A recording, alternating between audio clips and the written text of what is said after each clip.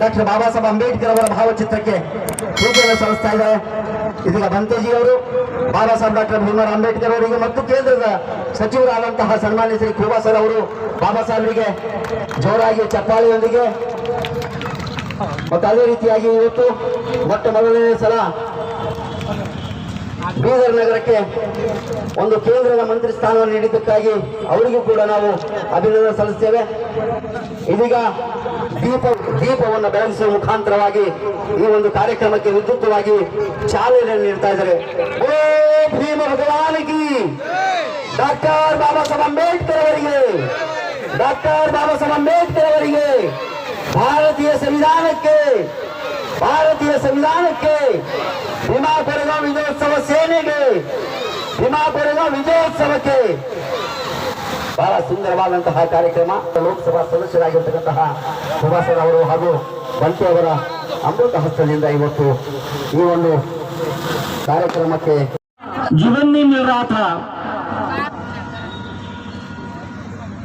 उनके हक उनके प्राप्त नहीं हो रहे थे। और उस समय जो ब्रिटिश लोग थे, वो ब्रिटिश लोग जो यहाँ पे जिन्होंने 200 साल तक राज किया, मगर किस तरह से राज किया, ये महत्वपूर्ण बात थी।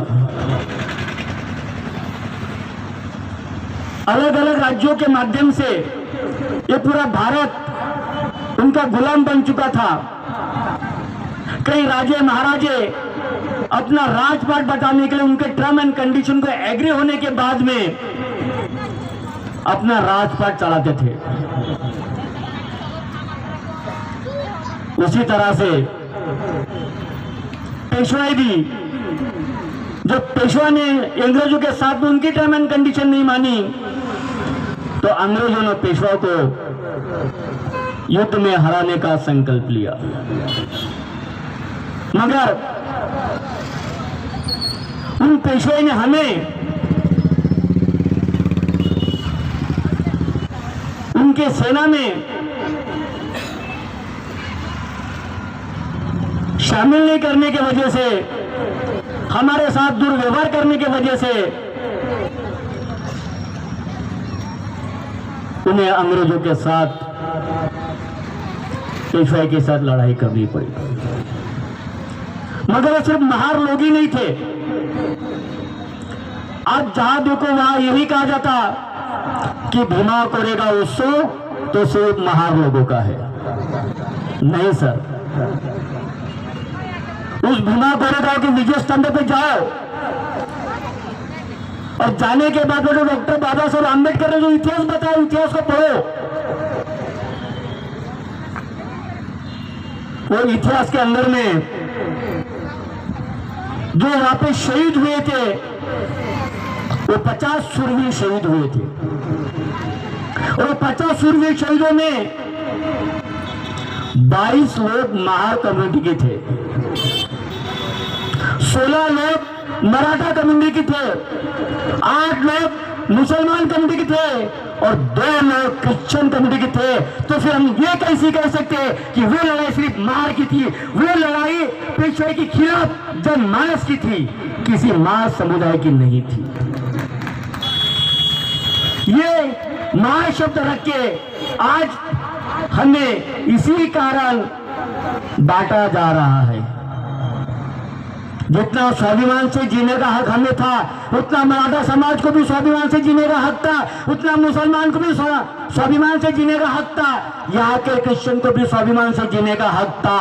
सभी के हक यहाँ की ब्राह्मणवादी व्यवस्था ये समाप्त करना चाहती थी, इसीलिए उन लोगों ने ये जंग छेड़ी। ये इतिहास डॉक्टर बाबा साहब आम्बेडकर ने वहां पे बताया है। किसी एक व्यवस्था के लिए जहां वो भीमा कोरेगांव का संघर्ष नहीं था, आज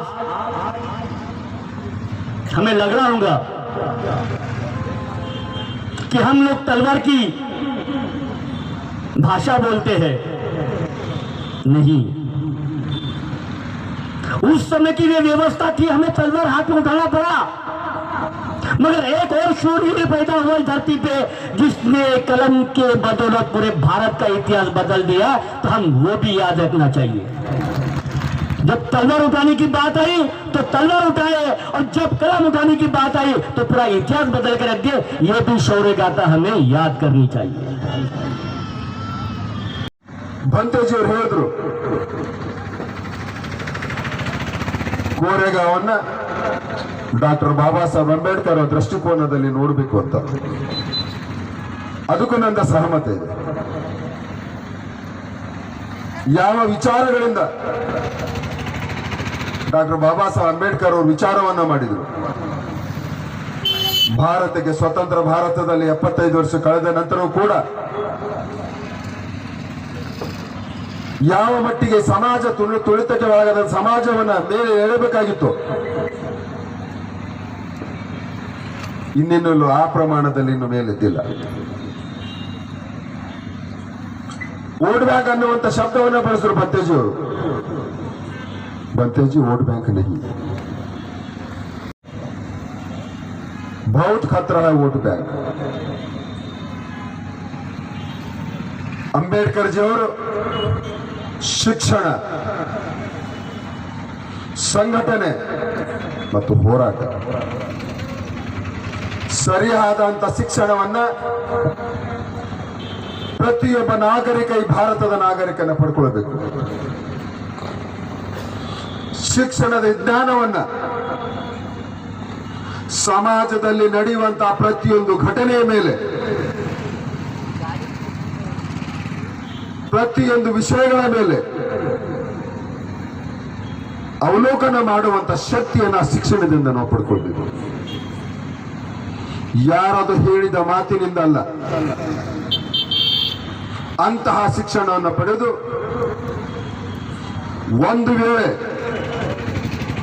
ಸಮಾಜದ ಯಾವುದೇ ಒಬ್ಬ ನಾಗರಿಕ ಒಂದು ಗುಂಪಿನ ಮೇಲೆ ಅನ್ಯಾಯವಾಗ್ತಾ ಇರುವ ಸಂದರ್ಭದಲ್ಲಿ ನಾವೆಲ್ಲರೂ ಸಂಘಟಿತರಾಗಿ ಹೋರಾಟವನ್ನು ಮಾಡುವಂತಹ ಹೋರಾಟವನ್ನು ನಮಗೆ ಡಾಕ್ಟರ್ ಬಾಬಾ ಸಾಹೇಬ್ ಬಿಡಿಸಿಕೊಟ್ಟಿದೆ. ಆದರೆ ಸಮಯಕ್ಕೆ ಕಾಲ ಕಾಲಕ್ಕೆ ಸಮಸ್ಯೆಗಳು ಅನೇಕ ರೂಪಗಳಿಂದ ಪಡೆದುಕೊಳ್ತವೆ, ಎರಡು ಮಾತಿಲ್ಲ. ನಿಮ್ಮೆಲ್ಲರನ್ನ ಕೊಟ್ಟಿದ್ದಾರೆ. ಶ್ರೀಮಂತನಿಗೆ ಮತದಾನದ ಹಕ್ಕು ಜಾಸ್ತಿ, ಬಡವನಿಗೆ ಮತದಾನದ ಹಕ್ಕು ಕಡಿಮೆ ಇಲ್ಲ. ರಾಷ್ಟ್ರಪತಿಗಳಿಗೆ ಹಕ್ಕು ಜಾಸ್ತಿ, ನನಗೆ ಒಬ್ಬ ಬಡವನಿಗೆ ಕಡಿಮೆ ಇಲ್ಲ. ಅದೇ ಮತದಾನ ಮಾಡೋ ಕಾಲಕ್ಕೆ ಯಾವ ವಿಚಾರವನ್ನಿಟ್ಟು ಬಾಬಾ ಸಾಹೇಬ್ ಅಂಬೇಡ್ಕರ್ ಅವರು ಮತದಾನದ ಹಕ್ಕನ್ನು ಸಮಾನವಾಗಿ ಇರ್ಬೇಕನ್ನುವಂಥದ್ದನ್ನು ಕೊಟ್ಟಿದ್ರು. ನಾವು ಚಲಾಯಿಸ್ತಾ ಇದ್ದೀವಿ, ಇಲ್ಲ ಅಂತ ನಾನು ಹೇಳಲ್ಲ. ಆದರೂ ಕೂಡ ಯಾವುದಕ್ಕೊಂದು ಪ್ರಭಾವಕ್ಕೆ ಒಳಗಾಗಿ ನಾವು ಮತವನ್ನು ಚಲಾಯಿಸ್ತಾ ಇದ್ದೀವಿ. ಆಸೆ ಆಮಿಷಗಳಿಗೆ, ಒತ್ತಡಕ್ಕೆ, ನಾನಾ ಪರಿಯಿಂದ ಸ್ವತಂತ್ರವಾಗಿ ದೇಶದಲ್ಲಿ ಇವತ್ತು 135 ಕೋಟಿ ಜನ ಇರಬಹುದು, ಸುಮಾರು 90-95 ಕೋಟಿ ಜನ ಮತದಾರ ಇರಬಹುದು. ಎಲ್ಲರೂ ಸ್ವತಂತ್ರವಾಗಿ ಮತದಾನ ಚಲಾಯಿಸ್ತಾರೆ ಅಂದ್ರೆ ನಾನು ಒಪ್ಪುದಿಲ್ಲ. ಇವತ್ತಿನ ಚುನಾವಣೆಗಳಲ್ಲಿ ನಾವು ನೋಡ್ತೀವಿ, ಕರೆಂಟ್ ಫ್ರೀ, ಅದು ಫ್ರೀ, ಇದು ಫ್ರೀ. ಎಲ್ಲಿಂದ ಕೊಡ್ತೀರಾ? ನಮ್ಮ ಟ್ಯಾಕ್ಸ್ನಿಂದ ಮಾತ್ರ ತಾನೆ. ಇಂತಹ ಆಮಿಷಕ್ಕೆ ಒಳಗಾಗಿದ್ದ ಕಾರಣಕ್ಕಾಗಿ ಇವತ್ತು ಕೂಡ ಅವರ ಆಶಯ ಸಂವಿಧಾನವನ್ನು ತಿದ್ದಲಿಕ್ಕೆ ಯಾರಿಂದನೂ ಸಾಧ್ಯ ಇಲ್ಲ ಅನ್ನುವಂಥದ್ದು ಸ್ಪಷ್ಟವಾಗಿ ಹೇಳ್ತೀನಿ. ಕೇವಲ ಚುನಾವಣೆಯ ಸಂದರ್ಭದಲ್ಲಿ ಬಡವರನ್ನ, ದೀನರನ್ನ, ದಲಿತರನ್ನ ದಿಕ್ಕು ತಪ್ಪಿಸುವಂತ ಕೆಲಸ. ಯಾಕೆ ಇಷ್ಟು ಘಂಟಘೋಷವಾಗಿ ಹೇಳ್ತಿದ್ದೇನೆಂದ್ರೆ, ಸಂವಿಧಾನವನ್ನ ನಾನು ಓದಿದ್ದೀನಿ. ಯಾವ ಅಂಶವನ್ನ ಪರಿವರ್ತನೆ ಮಾಡಿ ಈ ದೇಶಕ್ಕೆ ಸುಖ ಆಗ್ತದೆ ಅನ್ನುವಂಥದ್ದು ನನಗೆ ಯಾರಾದರೂ ತೋರಿಸ್ಕೊಡ್ಬೇಕು. ಸಾಧ್ಯ ಇಲ್ಲ, ಯಾವುದೇ ಕಾರಣಕ್ಕೆ ಸಾಧ್ಯ ಇಲ್ಲ. ಸಂವಿಧಾನ ಕೇವಲ ದಲಿತರಿಗೆ ಮಾತ್ರ ಸೀಮಿತವಾದಂಥದ್ದಲ್ಲ. ಡಾಕ್ಟರ್ ಬಾಬಾ ಸಾಹೇಬ್ ಅಂಬೇಡ್ಕರ್ ಕೇವಲ ದಲಿತರಿಗೆ ಮಾತ್ರ ಸಂವಿಧಾನದ ಅನುಕೂಲ ಆಗಲಿ ಅಂತ ಬರೆದಿಲ್ಲ. ದೇಶದ ಪ್ರತಿಯೊಬ್ಬ ನಾಗರಿಕನ ಅನ್ನುವಂಥ ಉಲ್ಲೇಖವನ್ನು ಮಾಡಿದ್ದಾರೆ. ಅದರಲ್ಲಿ ಆರ್ಥಿಕವಾಗಿ ಹಿಂದುಳಿದವರಿಗೆ ಮೇಲೆತ್ತುವಂತ ಕೆಲಸವನ್ನು ಆಗಬೇಕು, ಖಂಡಿತವಾಗಿಯೂ ಆಗಬೇಕು, ಎರಡು ಮಾತಿಲ್ಲ. ದೇಶದಲ್ಲಿ ಆರ್ಥಿಕವಾಗಿ ಸಮಾನತೆಗೆ ಬರಲಿಕ್ಕೆ ಅವಕಾಶವನ್ನು ಕೊಡುವಂತ ಕರ್ತವ್ಯ ಯಾರದೇ ಸರ್ಕಾರದಲ್ಲಿ ಸರ್ಕಾರದ ಜವಾಬ್ದಾರಿಯನ್ನ ಇದೆ. ಕೇವಲ ಯಾವುದೇ ಒಂದು ಜಾತಿ ಧರ್ಮಕ್ಕೆ ಸೀಮಿತವಾಗಿ ಸರ್ಕಾರವನ್ನು ನಡೆಸಲಿಕ್ಕೆ ಸಾಧ್ಯ ಇಲ್ಲ.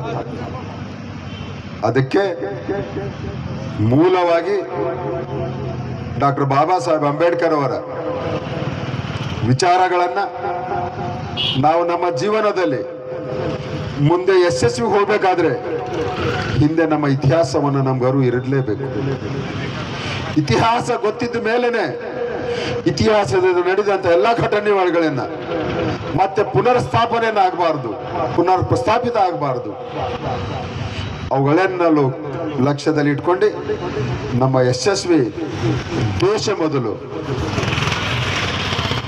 ಸಮಾಜದ ಬಂಧುಗಳು ಎಲ್ಲರೂ ನಾವು ದೇಶದ ಮಕ್ಕಳು ಅನ್ನುವಂಥ ಭಾತೃತ್ವದ ಭಾವನೆಯನ್ನ ಅಂಬೇಡ್ಕರ್ ಅವರು ನಮ್ಗೆ ಹೇಳ್ಕೊಟ್ಟಿದ್ದಾರೆ. ಆ ಒಂದು ಭಾವನೆಯಿಂದ ಎಲ್ಲ ಇತಿಹಾಸವನ್ನು ಗಮನದಲ್ಲಿ ಇಟ್ಕೊಂಡು ಭವ್ಯ ಭಾರತಕ್ಕಾಗಿ, ಭವ್ಯ ಸಮಾಜಕ್ಕಾಗಿ ನಾವೆಲ್ಲರೂ ಕಟಿಬದ್ಧರಾಗಿ ಸಂಕಲ್ಪವನ್ನು ಮಾಡೋಣ ಅಂತ ಹೇಳಿ ನನ್ನ ಮಾತಿಗೆ ನಾನು ವಿರಾಮವನ್ನು ಕೊಡ್ತೀನಿ. ನಿಮ್ಮೆಲ್ಲರಿಗೆ ಶುಭವಾಗಲಿ. ಧನ್ಯವಾದಗಳು. ನಡೆದಿರೋದು ಅದನ್ನು ನೆನೆಸ್ಕೊಳ್ತಾರೋ ಜಾಗ ಬಸವಣ್ಣನವರ ಮೋಸ್ಟ್ಲಿ 1900 ವರ್ಷಗಳ ಹಿಂದೆ ಕ್ರಾಂತಿ ಮಾಡಿದಂಥ ಬಸವಣ್ಣನವರು ಇದೇ ಬೀದರ್ಗೆ 550 ವರ್ಷಗಳ ಹಿಂದೆ ಭೇಟಿ ನೀಡಿದಂಥ ಗುರುನಾನಕ್ ಅವರನ್ನು ನೆನೆಸ್ಕೊಳ್ತಾ, ಇದೇ ಪ್ರದೇಶದಲ್ಲಿ ಅಂಬೇಡ್ಕರ್ ಅವರ ಸಿದ್ಧಾಂತಕ್ಕಾಗಿ ತಮ್ಮ ಜೀವಮಾನವನ್ನೇ ಮುಡುಪಾಗಿಟ್ಟಂಥ ಶ್ಯಾಮ್ ಸುಂದರ್ ಅವರನ್ನು ನೆನೆಸ್ಕೊಳ್ತಾ, ಈ ಕೋರೆಗಾಂವ್ ವಿಷಯ ಏನಿದೆ ಇದು ಪ್ರಪಂಚದಲ್ಲೇ ಮೋಸ್ಟ್ ರೆಕಾರ್ಡ್ ಬ್ರೇಕ್ ಯುದ್ಧ ಅಂತ ದಾಖಲಾಗಿದೆ. 500 ಜನ ಸೈನಿಕರು 30,000 ಸೈನಿಕರನ್ನು ಕೇವಲ 12 ಗಂಟೆಗಳಲ್ಲಿ ಫಿನಿಷ್ ಮಾಡೋದು. ಆ 30,000 ಜನದಲ್ಲಿ ಒಬ್ಬರು ಉಳ್ಕೊಂಡಿರಲಿಲ್ಲ. ಈ 500 ಜನದಲ್ಲಿ 23 ಜನ ಸತ್ತು ಹೋಗಿದ್ದರು, 121 ಜನ ಗಾಯಾಳುಗಳಾಗಿದ್ದರು. ಇಂಥ ಇತಿಹಾಸ ಪ್ರಪಂಚದ ಎಲ್ಲೂ ಕೂಡ ನಡೆದಿಲ್ಲ.